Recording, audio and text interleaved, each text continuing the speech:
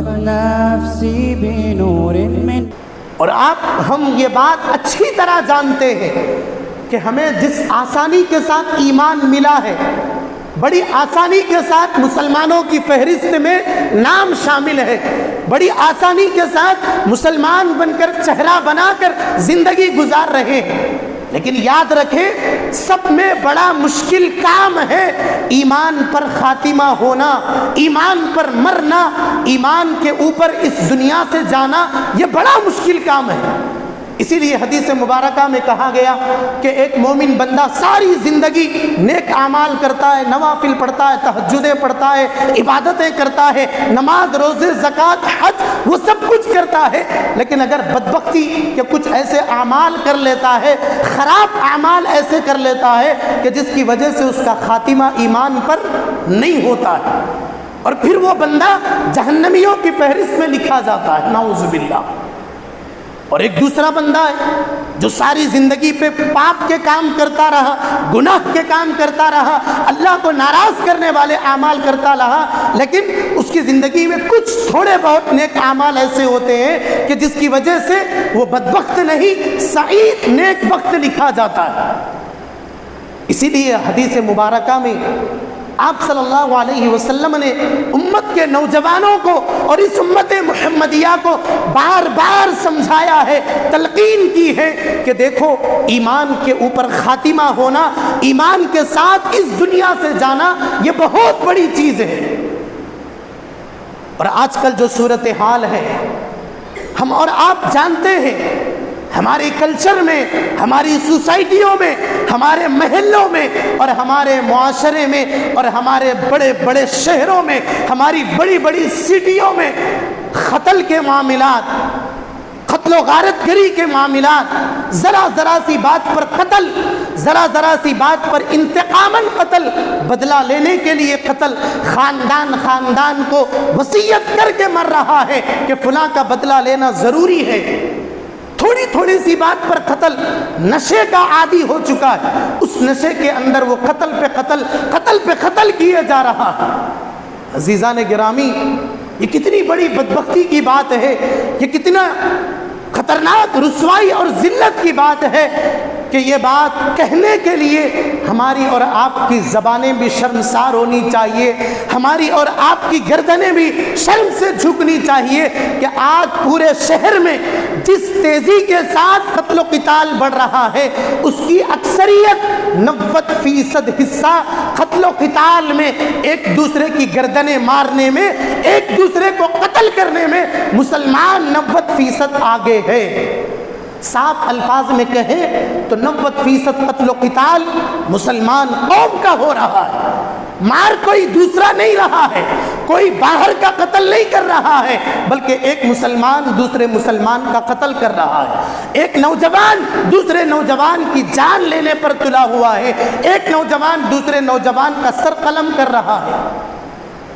عزیزان گرامی، حدیث مبارکہ میں یہاں تک کہا گیا، قرب قیامت کی علامتوں میں جو بڑی بڑی علامتیں بتلائی گئی، امام بخاری علیہ الرحمہ نے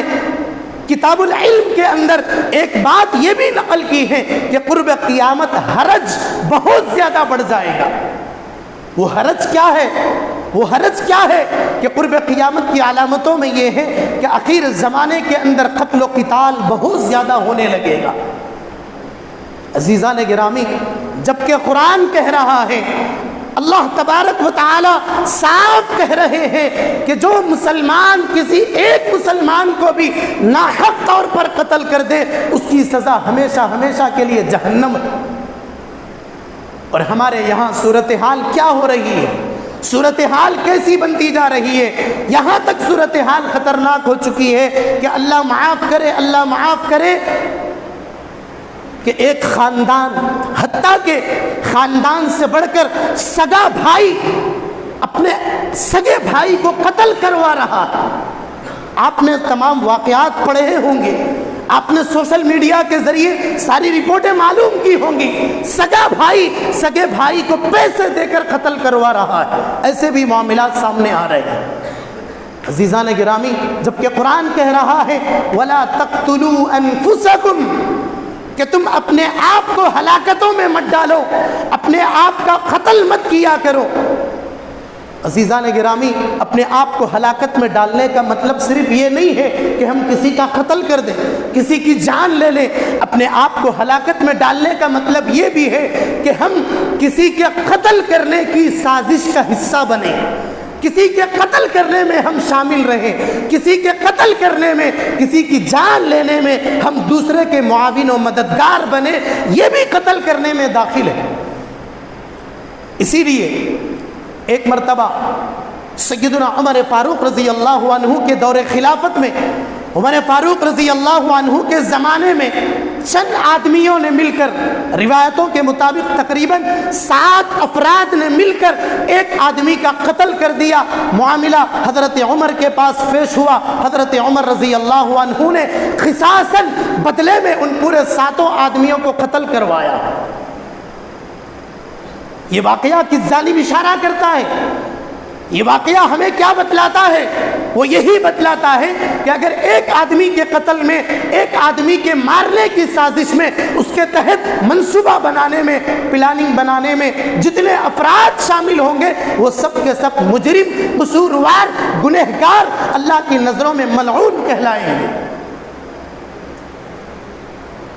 اور یہ جتنے خون خرابے،